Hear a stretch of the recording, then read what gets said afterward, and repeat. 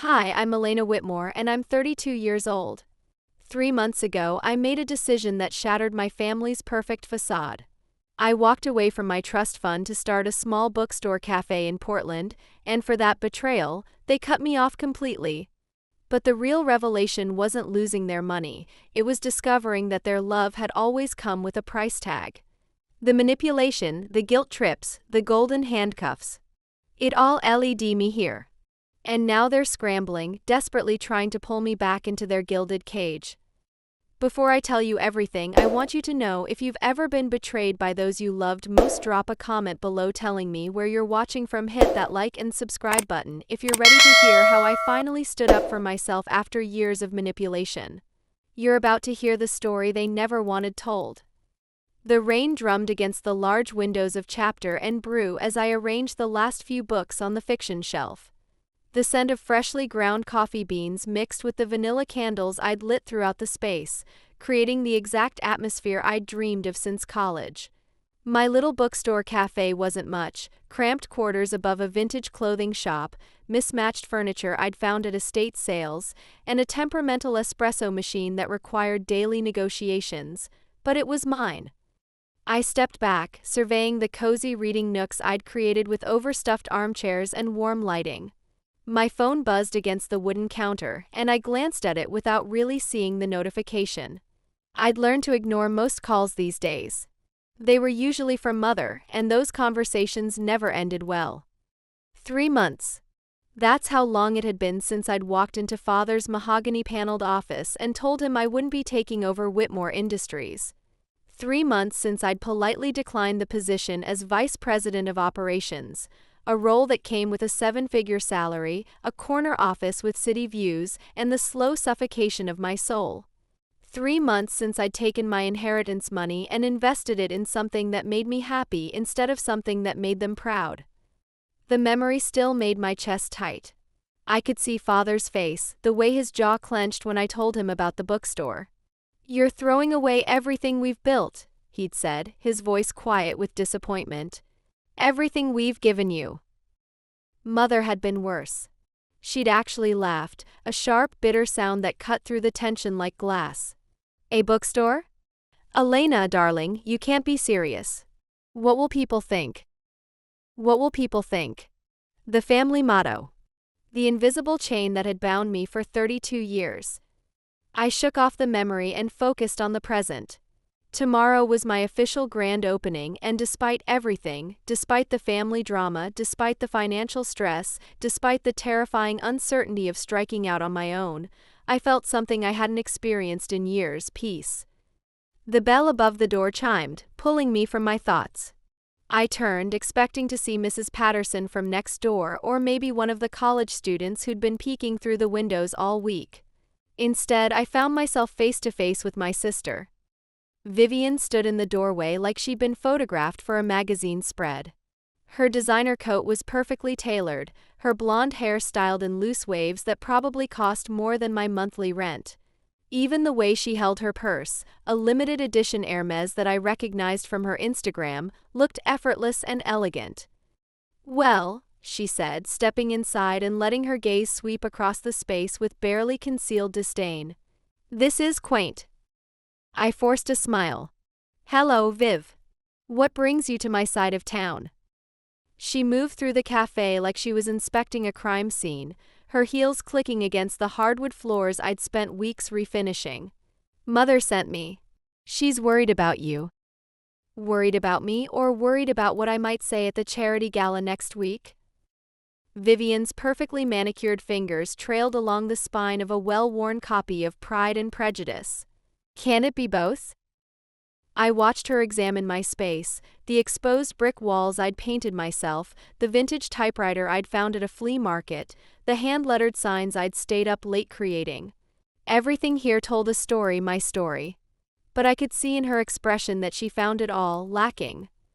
"Elena, you have to understand how this looks," she continued, settling into one of my reading chairs like she was doing it a favor. "Father's been fielding calls all week. The Harringtons, the Blackwoods, even Senator Morrison asked him about your little project." "It's not a project, Viv. It's my business." She waved a dismissive hand. Whatever you want to call it. The point is, people are talking. And not in a good way. I leaned against the counter, crossing my arms. What exactly are they saying? That you've had some kind of breakdown. That you're going through a rebellious phase. Caroline Blackwood actually asked Mother if you were on drugs. I couldn't help but laugh. Drugs? Because I chose to follow my passion instead of sitting in a boardroom for the rest of my life. Because you threw away a fortune to play coffee shop, Vivian snapped, her composure cracking slightly. Do you have any idea what I would give for the opportunities you've tossed aside? There it was. The real reason for her visit. Vivian had always been the spare heir, the backup plan. While I'd been groomed to take over the family business, she'd been positioned as the perfect society wife, beautiful, charming, and utterly devoted to maintaining the family image. But she'd never been offered what I'd walked away from. Viv, if you want. It doesn't work that way, and you know it. She stood abruptly, smoothing down her coat.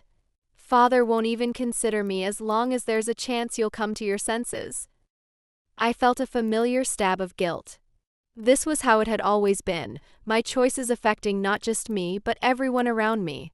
The weight of family expectations, the responsibility of legacy, the suffocating obligation to be grateful for a life I'd never asked for. What do you want me to do, Viv? She moved closer, and for a moment, I saw something vulnerable in her eyes. Come home. Take the position. Let things go back to normal. Normal for who? For all of us. Her voice softened. Elena, I know you think this is about freedom or finding yourself or whatever, but you're being selfish. This isn't just about you anymore. The word hit me like a slap. Selfish. How many times had I heard that over the years? When I'd wanted to study literature instead of business. When I'd chosen state school over Harvard. When I'd dated the wrong kind of men or expressed opinions that didn't align with family values.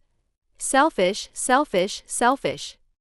Maybe I am being selfish, I said quietly. Maybe it's time. Vivian's face hardened. Fine. But don't expect us to be here when your little experiment falls apart. And it will fall apart, Elena. You've never had to work for anything in your life. You have no idea what you're doing. She turned to leave, then paused at the door. The gala is Saturday. If you change your mind, your dress is hanging in your old closet. The bell chimed again as she left, and I was alone with the sound of rain and the weight of her words. You've never had to work for anything in your life. It stung because there was truth in it. I'd been privileged, protected, provided for. But that protection had come at a cost, my autonomy, my identity, my right to choose my own path. I looked around the cafe again, at the shelves I'd built with my own hands, at the menu board where I'd carefully written out drink specials and book recommendations. Maybe I didn't know what I was doing. Maybe I would fail. But for the first time in my life, the potential failure was mine to own. My phone buzzed again. This time I looked. A text from Mother. The Prescotts are asking about you. What should I tell them? I stared at the message for a long moment, then typed back, tell them I'm happy. I didn't send it. Instead, I deleted the response and put my phone face down on the counter. Tomorrow was my grand opening. Tonight I had work to do. The grand opening exceeded every expectation I'd dared to have. By noon, the cafe was packed with customers.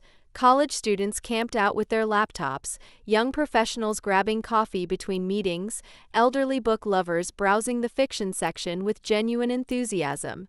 I'd barely had time to breathe, let alone worry about my family's disapproval. Mrs. Chen, who ran the art gallery down the street, had been my first customer. She'd ordered a lavender latte and purchased 3 books, telling me how wonderful it was to have a real bookstore in the neighborhood again. A group of graduate students had claimed the corner table, spreading out their research materials and ordering round after round of pastries. Even the espresso machine had behaved itself, producing perfect shots all morning. I was wiping down tables during a brief lull when I noticed him. A man in his 40s, salt and pepper beard, sitting alone with a worn copy of The Catcher in the Rye and a barely touched Americano. He'd been there for over an hour, but something about his stillness caught my attention. He wasn't reading so much as staring at the book, lost in thought. "Can I get you anything else?" I asked, approaching his table. He looked up, startled. "Oh no. Thank you. This is perfect." His accent was faintly European, German, maybe, or Austrian. "Are you enjoying the book?" He smiled, a sad sort of expression. "I read it to my daughter when she was 16. She loved Holden's anger, his refusal to accept the phoniness around him." He paused. "She died in a car accident 2 years ago." My chest tightened. "I'm so sorry." "She would have loved this place," he continued, glancing around the cafe. "Books and coffee and people actually talking to each other instead of staring at their phones." He extended a hand. "I'm Klaus, by the way. Klaus Weber." "Elena. Elena Whitmore." His eyebrows rose slightly. "Whitmore? As in Whitmore Industries?" I tensed, waiting for the usual questions, the assumptions, the judgment. "Yes."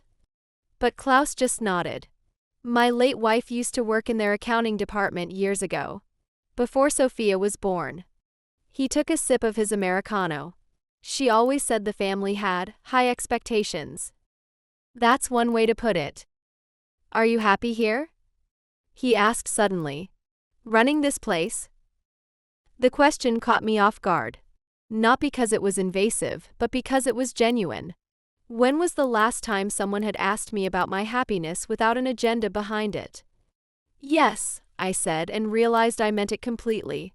"I really am." Klaus smiled, and this time it reached his eyes. "Good.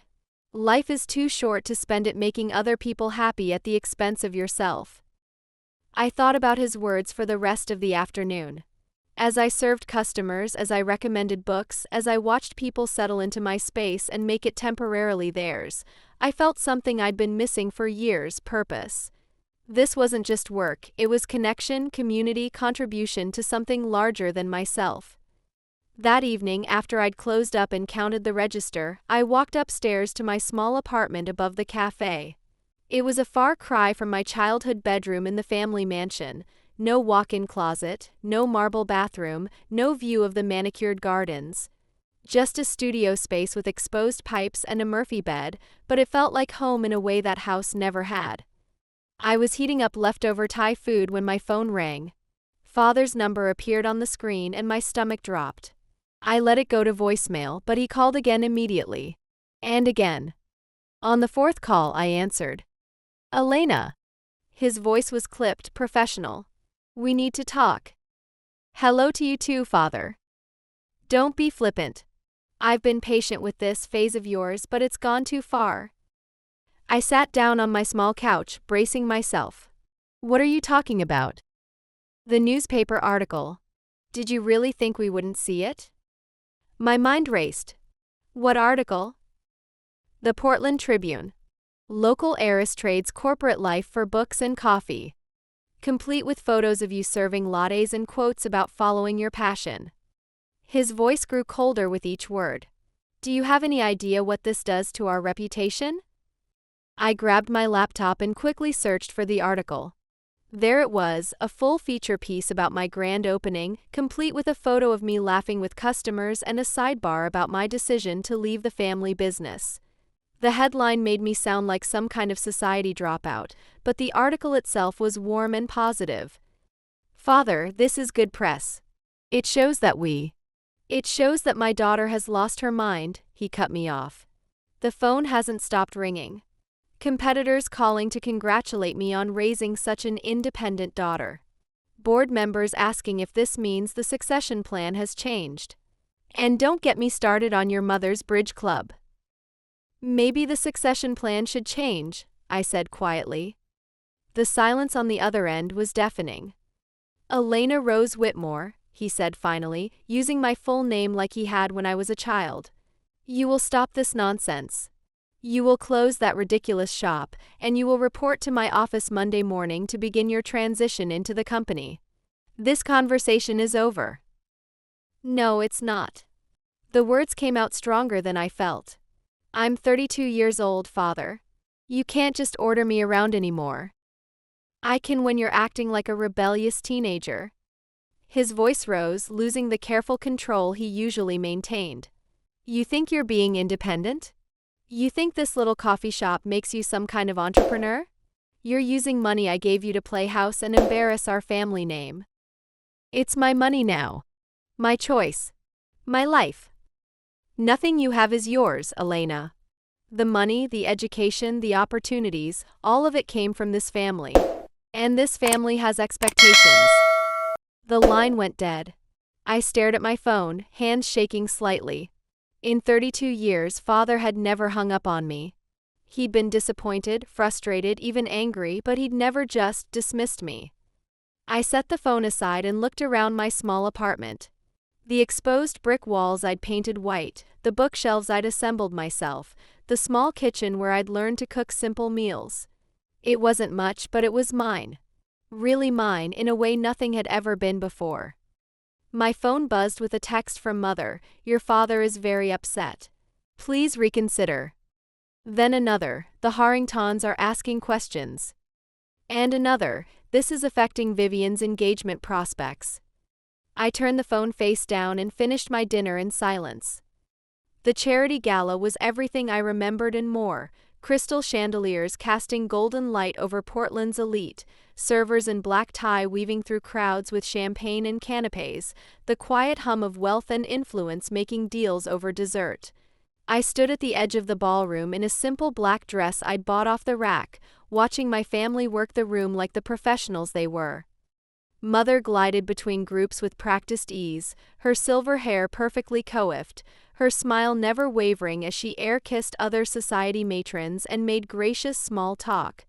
Father held court near the bar, surrounded by business associates and city council members, his laugh booming at just the right moments. And Vivian. Vivian was radiant in a midnight blue gown that probably cost more than my monthly expenses, charming everyone she met with the effortless charisma that had made her the family's social ambassador. They looked perfect. Happy. Complete. And utterly unaware that I was there. I'd debated coming at all. The invitation had sat on my counter for weeks, elegant cream cardstock with gold embossing, a reminder of the world I'd stepped away from. But something had compelled me to attend, maybe curiosity, maybe a need for closure, maybe just the stubborn refusal to be completely erased. Elena? Elena Whitmore. I turned to find Caroline Blackwood approaching, her expression a mixture of surprise and barely concealed delight. Caroline had been Mother's protégée for years, the kind of woman who collected gossip like others collected art. Caroline, hello. I accepted her air kiss, catching a whiff of expensive perfume. My goodness, I hardly recognized you. You look so. She paused, searching for the diplomatic word. Different. I glanced down at my dress, simple, elegant, but clearly not designer. Thank you. I was just telling Patricia Morrison about your little bookstore. How adventurous of you. Her smile was sharp. And brave, really, starting over at your age. At your age. As if 32 was ancient, as if I'd passed some invisible expiration date for reinvention. It's been wonderful, actually. Very fulfilling. Oh, I'm sure. Though I imagine it must be quite an adjustment, financially speaking. She leaned closer, lowering her voice conspiratorially. Between you and me, dear, if you ever need help, I mean if things don't work out, I'm sure your parents would be understanding. The condescension dripped from every word. I was about to respond when I felt a presence beside me. Elena! Klaus Weber appeared at my elbow, elegant in a perfectly tailored tuxedo. I was hoping I'd see you here. Caroline's expression shifted, trying to place this distinguished stranger who was greeting me with obvious warmth. Klaus, what a lovely surprise. I felt genuinely happy to see him. Caroline, this is Klaus Weber. Klaus, Caroline Blackwood. Klaus extended his hand with European formality. A pleasure. Are you a friend of Elena's family? Oh yes, we've known each other for years. I was just congratulating Elena on her career change. Caroline's tone suggested she was fishing for information about Klaus and his relationship to me. Ah yes, the bookstore. It's remarkable what she's created. The community response has been extraordinary. Klaus smiled at me. I was there yesterday and there wasn't an empty seat. The atmosphere Elena has cultivated, it's something special. I watched Caroline's expression change as she processed this information. A successful businessman praising my little cafe, treating it as a legitimate venture rather than a rich girl's hobby. How wonderful, Caroline said, though her smile had grown strained. Well, I should find my husband. Elena, do give my regards to your parents. She glided away, no doubt already composing the version of this encounter she'd share with her circle. Thank you, I said to Klaus. You didn't have to do that. Do what? Tell the truth. He signaled a passing server for champagne. That woman looked at you like you were a curiosity in a museum. That's pretty much what I am here. The Whitmore daughter who lost her mind and opened a coffee shop. Klaus studied me thoughtfully. You know, in Vienna, where I grew up, we have a saying, wer sich nicht bewankt, spürt sein Fessel nicht. Which means, those who don't move don't feel their chains. He raised his glass slightly. Sometimes it takes courage to move enough to realize you've been bound. Before I could respond, I heard Mother's voice behind me. Elena! There you are. She approached with her gala smile firmly in place, the one that never quite reached her eyes. I was beginning to think you'd decided not to come after all. Hello, Mother. I turned to include Klaus. This is Klaus Weber. Klaus, my mother, Margaret Whitmore. Mother's practiced charm kicked in immediately. Mr. Weber, how lovely to meet you. Are you here with the Arts Council? Actually, I'm here as Elena's guest, Klaus said smoothly. I'm a regular at her cafe.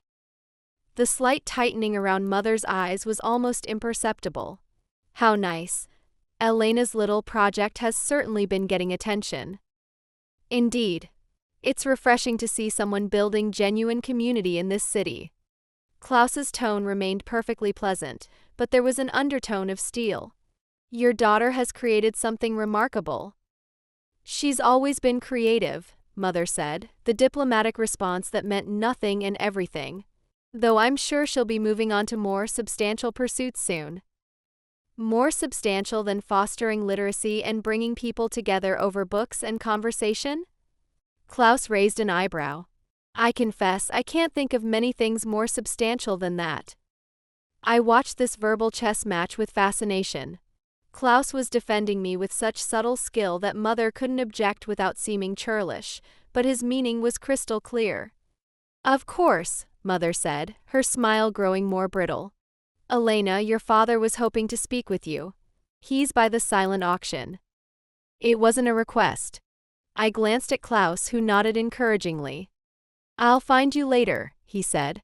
Save me a dance. As I walked away, I caught fragments of conversation that made my stomach churn. Near the champagne fountain, I overheard Mrs. Harrington speaking to a cluster of society wives. Complete breakdown, really. Margaret is beside herself. First the embarrassment with the newspaper, now this public display. Senator Morrison's wife added with practiced sympathy, I heard she's barely making ends meet. Living above that little shop like some common shopkeeper. It's tragic, really. The family must be mortified, chimed in another voice. I mean, can you imagine? All that breeding, all that education, and she ends up serving coffee to strangers. Their laughter was like glass breaking. I paused behind a marble pillar, my heart racing. This was what my choice had cost, not just my family's approval, but my reputation in the only social circle I'd ever known. To them, I wasn't brave or independent. I was pitiable, a cautionary tale about what happened when privilege went to waste. But then I thought about yesterday afternoon at the cafe. An elderly man named Robert had come in during the lunch rush, clearly overwhelmed and confused. His grandson had given him a gift card for his birthday, but he'd never been in a coffee shop before. I'd spent 20 minutes with him, explaining the menu, helping him choose a simple coffee and a blueberry muffin, showing him to a comfortable chair by the window. He'd stayed for 2 hours, reading the complimentary newspaper and watching the street life through the rain-streaked glass. When he left, he'd pressed my hand and said, "Thank you for making an old man feel welcome." That moment, his genuine gratitude, the way his face had lit up when I recommended a mystery novel from our shelves, had felt more meaningful than any business deal I'd ever witnessed in Father's office. I straightened my shoulders and continued toward the silent auction, letting the whispers fade behind me. Let them talk. Let them judge. They were measuring success with the wrong instruments. Father stood before a display of jewelry, his hands clasped behind his back in the pose I'd seen him adopt during difficult board meetings. The piece he was studying was a diamond necklace that had belonged to my great-grandmother, donated by some distant cousin looking for a tax write-off. "Sentimental value," he said without turning around. "Funny how we put a price on memory." "Father." He turned, and I was struck again by how tired he looked. The confident businessman who'd dominated every room he entered seemed somehow diminished, like a photograph that had been left too long in the sun. "I've been thinking about our last conversation," he continued. "About what you said regarding choice and fulfillment." He gestured to the glittering necklace. "Your great-grandmother wore this to her wedding. She was 19, marrying a man she'd known for 3 months because her parents thought it was a good match." This wasn't like Father. He rarely spoke about family history and never with this reflective tone. "She was miserable for the first 10 years of their marriage," he continued. "Wrote about it in her diary, which your grandmother showed me after she passed. Pages and pages about feeling trapped, about dreams she'd given up, about wondering what her life might have been if she'd had the courage to choose differently. I didn't know that. She found happiness eventually. Had 4 children, became a patron of the arts, made peace with her choices. But she always wondered." He looked at me directly. "I don't want you to spend your life wondering, Elena." My throat tightened. "What are you saying?" "I'm saying that maybe your grandmother was right. Maybe the cage we built for you is too beautiful to see through." He paused, choosing his words carefully. "I've spent 40 years building something I hoped you'd want to inherit. But if inheriting it means losing who you are, perhaps it's not worth inheriting after all." I felt tears threatening and blinked them back. "The business will survive or it won't. Businesses do that." His voice grew stronger. "But daughters should have the chance to become who they're meant to be, not who their fathers think they should be. Mother won't understand." He smiled sadly. "Your mother has her own cages to contend with. Don't let her fear of flying keep you grounded." We stood in comfortable silence, watching auction guests examine the donated items with calculating eyes. Everything here had a price, a value that could be measured and compared. But what I'd built at the cafe, the connections, the community, the sense of purpose, existed outside that system of measurement. "There's something else," Father said. "Something I should have told you years ago." He reached into his jacket pocket and withdrew a folded letter, the paper yellowed with age. "This came from your grandmother a week before she died. I was supposed to give it to you when you turned 30. My hands shook as I unfolded the delicate stationery.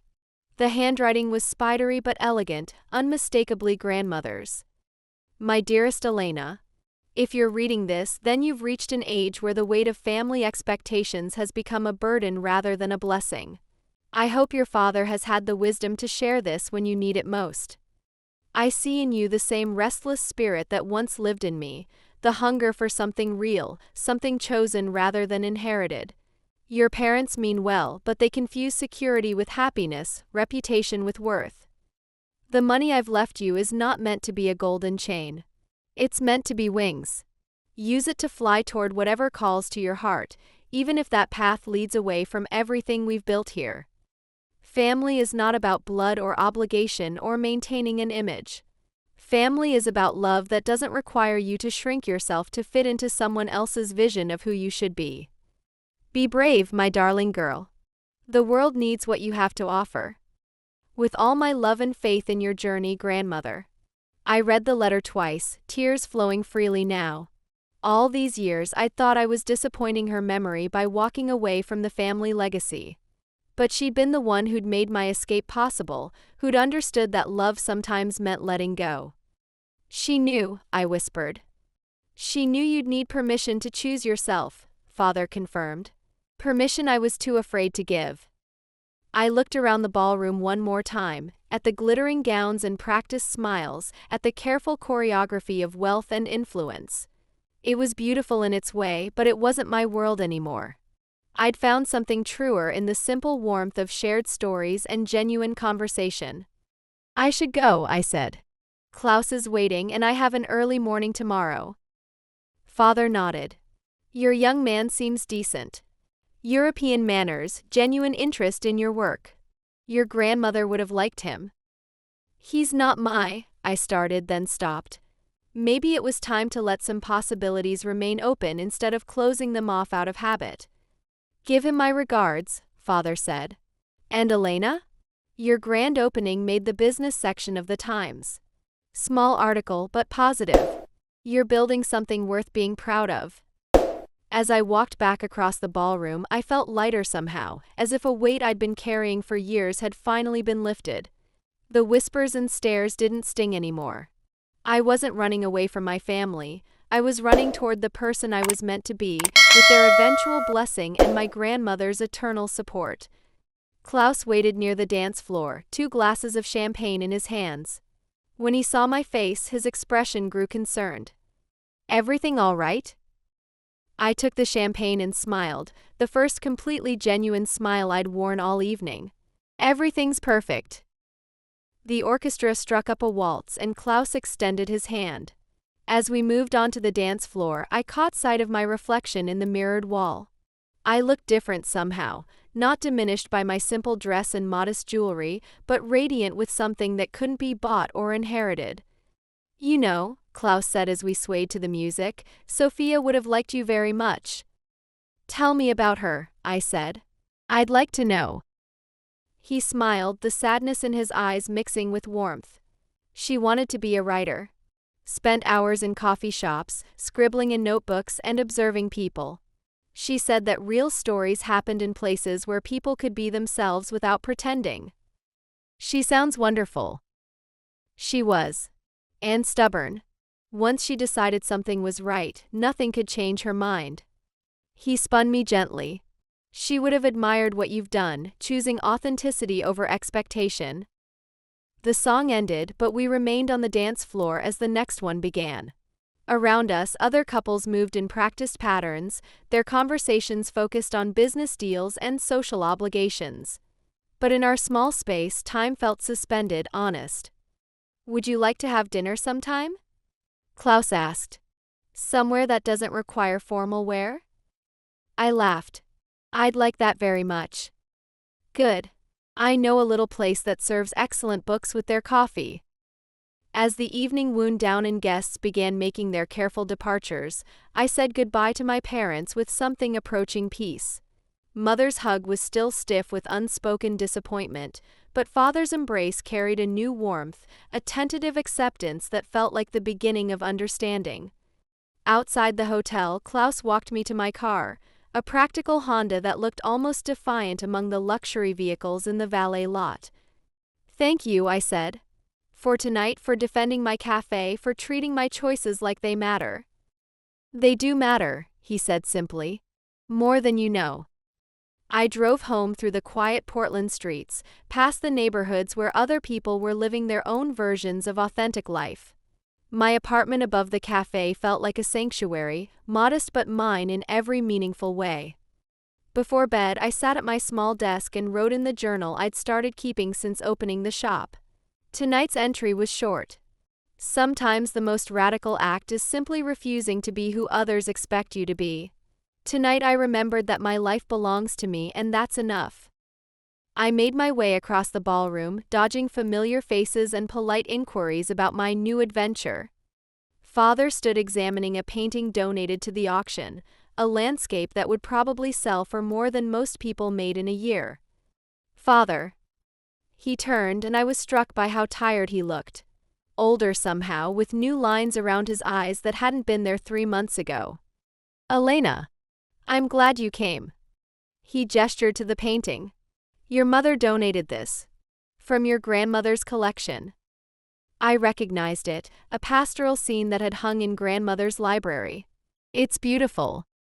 She would have liked what you're doing, you know. Your grandmother. His voice was softer than it had been on the phone. She always said you had her independent streak. This wasn't what I'd expected. Father, I've been thinking about our conversation. About what you said. He paused, looking around the ballroom at the glittering crowd. I built all this for you and Vivian. The company, the reputation, the security. I wanted to give you everything I never had. You did give me everything. Maybe too much. He smiled sadly. Your grandmother said something similar near the end. She said we'd given you a beautiful cage but forgotten to ask if you wanted to fly. My throat tightened. She said that? She also said that real strength wasn't in building walls to protect what you love, but in trusting it to find its own way. He looked directly at me for the first time all evening. I'm trying to understand, Elena. I really am. But it's hard to watch your child walk away from everything you've worked to provide. I'm not walking away from you, I said. I'm walking towards something that makes me feel alive. And if it fails? If the money runs out, if the customers don't come, if reality sets in? I considered the question seriously. Then I'll figure something else out. But at least I'll know I tried. Father nodded slowly. Your grandmother would have been proud of that answer. What about you? I asked. Are you proud? He was quiet for a long moment, watching the crowd mill around us. I'm trying to be, he said finally. Ask me again in a year. It wasn't acceptance, but it wasn't rejection either. It was a beginning. 3 months later, I was restocking the mystery section when Vivian walked in. But this wasn't the polished, composed woman who'd visited on my opening day. Her hair was pulled back in a messy bun, she wore jeans and a simple sweater, and there were dark circles under her eyes. We need to talk, she said without preamble. I set down the books I'd been shelving. Okay. She chose a table in the corner, away from the handful of customers enjoying their afternoon coffee. I poured 2 cups from the fresh pot and joined her. Mother's having an affair, she said without warning. I nearly choked on my coffee. What? With her tennis instructor. Some 28-year-old former pro from Spain. Vivian's voice was flat, matter-of-fact. Father hired a private investigator. He's filing for divorce. The words hit me like a physical blow. Our parents had been married for 35 years. They weren't passionate or romantic, but they were solid, reliable, permanent. Viv, It gets better, she continued. The family business is in trouble. Real trouble. Some of Father's investments went bad, and the divorce is going to be expensive. Very expensive. She finally looked at me. The house is going up for sale. The company might not survive. I stared at her, trying to process this information. The Whitmore empire, the foundation of our entire lives, was crumbling. Why are you telling me this? Because I need a job, she said simply. And you're the only family I have left who isn't either lying, cheating, or falling apart. I looked at my sister, really looked at her, and saw something I'd never noticed before. Vulnerability. Fear. The recognition that everything she'd based her identity on was disappearing. What about your engagement to James? She laughed bitterly. Funny how quickly love dies when the trust fund dries up. He broke it off last week. Said he needed to reevaluate his priorities. I'm sorry, Viv. Are you? Really? She leaned back in her chair. I've been terrible to you. Dismissive and cruel and jealous. I convinced myself you were just being dramatic, throwing away everything good in your life for some romantic notion of independence. And now?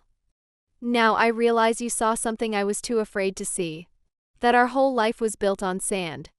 She gestured around the cafe. This place, what you've built here, it's real. It's yours. It exists because you created it, not because you inherited it. I reached across the table and took her hand. You can create something real too. Can I? I don't know how to do anything, Elena. I've never had a real job, never supported myself, never made a decision that wasn't about maintaining the family image. Her voice broke slightly. I don't even know who I am without all of this. Then maybe it's time to find out. We sat in silence for a moment, two sisters who'd been shaped by the same gilded cage, finally seeing each other clearly. The job offer, I said. Were you serious? She nodded. I don't know anything about books or coffee, but I learn fast. And I'm excellent with people when I'm not trying to impress them. I thought about Klaus's words, those who don't move don't feel their chains. Maybe Vivian was finally ready to move. The pay isn't much, I warned. And you'd have to start at the bottom. Making coffee, serving customers, stocking shelves. I know. And I'm the boss. Not your sister, not your peer, your boss. She smiled for the first time since she'd arrived. I understand. When can you start? Tomorrow? I grinned. Welcome to chapter you brew, Viv. As I watched my sister leave, walking differently somehow, with less performance and more purpose, I thought about the unexpected ways life circles back on itself. A year ago, I'd been the dutiful daughter, the heir apparent, the one who followed all the rules. Now I was the rebel, the entrepreneur, the sister offering sanctuary to family members whose perfect world had imploded. My phone buzzed with a text from Klaus. How did it go? I typed back, family is complicated. But maybe that's okay. His response came quickly, the best families usually are. I looked around my cafe, at the students studying in the corner, at Mrs. Chin reading poetry by the window, at the empty chair where Klaus would sit tomorrow morning with his coffee and his memories of his daughter. This was my family now too, this collection of people who'd found community within these walls. The Whitmore name would survive the scandal and the financial troubles. Father would rebuild, mother would reinvent herself, and Vivian would discover who she was beyond the expectation of perfection. We would all be different than we were before, but maybe that was the point. The weeks that followed Vivian's hiring brought changes I hadn't anticipated. My sister, it turned out, was a natural with customers. Her years of social training had taught her to read people, to make them feel heard and valued. She threw herself into learning the business with an intensity that surprised us both. I never realized how exhausting it was to actually work, she confessed one evening as we closed up together. But also how satisfying. Today Mrs. Patterson told me I made the best cappuccino she'd ever had, and I nearly cried. Welcome to the real world, I teased, but gently. Vivian was discovering what I'd learned months earlier, that earned praise felt different than inherited privilege. The cafe began to feel like a true family business, but one built on choice rather than obligation. Klaus became a regular fixture, bringing fresh flowers every Tuesday and slowly teaching us both to appreciate classical music. Mrs. Chen started hosting a weekly book club in our back corner. The college students who'd claimed our tables became protective of the space, politely shushing anyone who got too loud during study hours. One rainy Thursday, 3 months after Vivian joined the team, Mother appeared without warning. I was in the back room reviewing inventory when I heard Vivian's carefully controlled voice. Mother. This is unexpected. I emerged to find them facing each other across the counter, Vivian in her chapter and brew apron, Mother in another perfectly tailored coat that cost more than most people's monthly rent. Vivian, darling. You look. Mother paused, taking in her daughter's pulled-back hair, her makeup-free face, her comfortable shoes. Different. I look happy, Vivian said simply. Mother's gaze swept the cafe, taking in the mismatched furniture, the hand-lettered signs, the customers absorbed in their books and conversations. Her expression was unreadable. Margaret, Klaus rose from his usual table, approaching with European formality. What a pleasant surprise. Mother's social mask slipped into place. Mr. Weber. How nice to see you again. Are you here to see Elena's success? He asked. The cafe has been featured in 3 local publications this month. Quite impressive for such a young business. I watched Mother's jaw tighten almost imperceptibly. I'm here to speak with my daughters. Of course. I'll give you privacy. Klaus gathered his things, but not before squeezing my shoulder supportively. I'll see you tomorrow, Elena. After he left, the three of us stood in awkward silence. The lunch crowd had thinned, leaving only a few students and Mrs. Chin with her perpetual stack of art magazines. Sit, I said finally, gesturing to a table. Can I get you something? Coffee? Tea? Coffee, I suppose. Mother settled into the chair like she was afraid it might collapse under her. Vivian and I exchanged glances. I prepared Mother's drink, a simple Americano, since the cafe's elaborate specialty drinks would only reinforce her belief that this was all frivolous, while Vivian wiped down nearby tables with nervous energy. The divorce papers are finalized, Mother said without preamble when I set her cup down. Your father and I will be splitting assets. The house sold last week. I felt the news hit me like a physical blow, even though Vivian had prepared me. The Whitmore family estate, the house where we'd grown up, where 5 generations had built their lives, gone. Where will you live? Vivian asked softly. I've purchased a condominium downtown. Smaller, more manageable. Mother's voice was carefully neutral. Your father is keeping the company, what's left of it. I'll be starting over, as it were. The irony wasn't lost on any of us. Mother, who'd spent months criticizing my decision to start fresh, was now facing her own unwanted reinvention. I'm sorry, I said, and meant it. Whatever her flaws, she didn't deserve to have her world crumble at 62. Are you? Mother looked directly at me for the first time. I rather thought you'd feel vindicated. I never wanted you to suffer, Mother. I just wanted the freedom to choose my own path. She sipped her coffee, her expression thoughtful. This is quite good, actually. I expected something more commercial. Elena sources from a local roaster, Vivian chimed in. Small batch, ethically traded. She's built relationships with all our suppliers. Mother looked at Vivian with surprise. You sound like you know the business. I'm learning. Elena's teaching me everything, the books, the inventory, customer service, even how to repair the espresso machine when it gets temperamental. There was pride in Vivian's voice, a confidence I'd never heard when she talked about her social accomplishments. And you're happy? Working here. Vivian glanced at me, then back at Mother. Happier than I've ever been. I'm good at this, Mother. Really good. Not because I was born into it or because someone expected me to be, but because I'm learning and growing and contributing something real. Mother was quiet for a long moment, watching the easy interaction between her daughters. We'd never been close, competition and comparison had always stood between us, but working together had created something new. The Harringtons cut me, Mother said suddenly. From their Christmas party list. 40 years of friendship, and suddenly I'm not good enough for their social circle. I felt a stab of anger on her behalf. Their loss. Is it? Or is this what I deserve for caring more about appearances than authenticity? Mother's voice cracked slightly.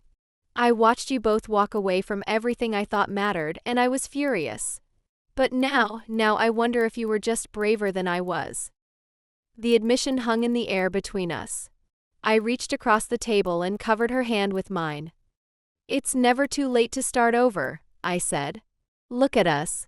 6 months ago, Vivian and I could barely have a civil conversation. Now we're partners. I don't know how to start over. I don't know how to be anyone other than Margaret Whitmore, society wife and charity board member. Then maybe it's time to discover who Margaret is when she's not performing for anyone else, Vivian suggested gently. We talked for another hour, really talked, perhaps for the first time in years. Mother shared the loneliness that had driven her to the affair, the fear that had kept her trapped in an unsatisfying marriage, the panic she felt about rebuilding her identity at this stage of life. In return, Vivian and I told her about our own fears and discoveries, about the terror and exhilaration of choosing uncertainty over security. When Mother finally prepared to leave, she paused at the door. Would you mind if I came back sometime? Not to criticize or judge, just to see what you're building here. You're always welcome, I said. Family is family, Mother. even when we disagree. She nodded, blinking back tears.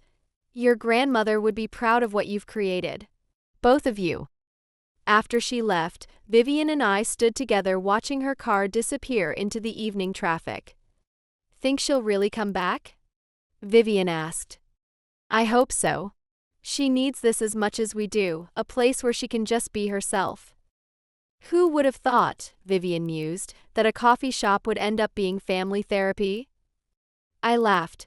Maybe that's what community really is, a place where people can work through their stuff together, over good coffee and honest conversation. That night, I updated my journal. Family isn't about perfection or meeting expectations. It's about showing up for each other, especially when things fall apart. Today felt like the beginning of something real, messy and complicated and authentic. Grandmother would indeed be proud. Change, I'd learned, wasn't always about running away. Sometimes it was about standing still long enough to let everything false fall away, revealing what was real underneath. Sometimes it was about building something new from the pieces of what broke, making it stronger and more honest than what came before. The next morning brought news that would change everything again. I was opening the shop when Klaus arrived with an unusual expression, excitement mixed with nervousness. Elena, I have a proposition for you, he said. Something that might sound crazy. I unlocked the door and gestured him inside. I'm listening. I've been thinking about Sophia, about what she would have wanted. She had a dream of opening a literary cafe in Vienna, a place where writers could gather and share their work. He paused, taking a deep breath. I have the means to make that dream real, but I don't have the vision or the skill to create what you've built here. My heart started racing. What are you saying? I'm saying I'd like to partner with you. Bring Chapter and Brew to Vienna, not as a franchise, but as a collaboration. You would design the space, train the staff, help create something worthy of her memory. His eyes were bright with possibility. What do you think? I stared at him, my mind spinning. Vienna.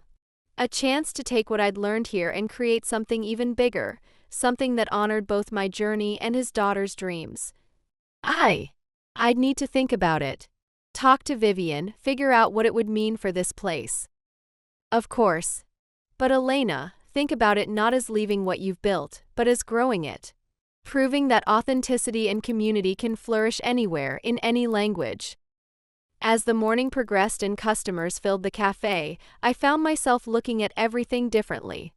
The regulars at their favorite tables, the way Vivian moved with confident efficiency, the sense of belonging that infused every corner of the space. Could this feeling, this community really be transplanted? Or more importantly, was I ready to find out? Outside, Portland's autumn rain began to fall, drumming against the windows of my little bookstore cafe. Inside, the warmth and light and possibility felt infinite, and suddenly so did the future. I was home. But maybe home wasn't just a place anymore. Maybe it was something I could carry with me, something I could build anywhere I chose to plant roots. The thought was terrifying and thrilling in equal measure. Which probably meant it was exactly the right kind of challenge to embrace.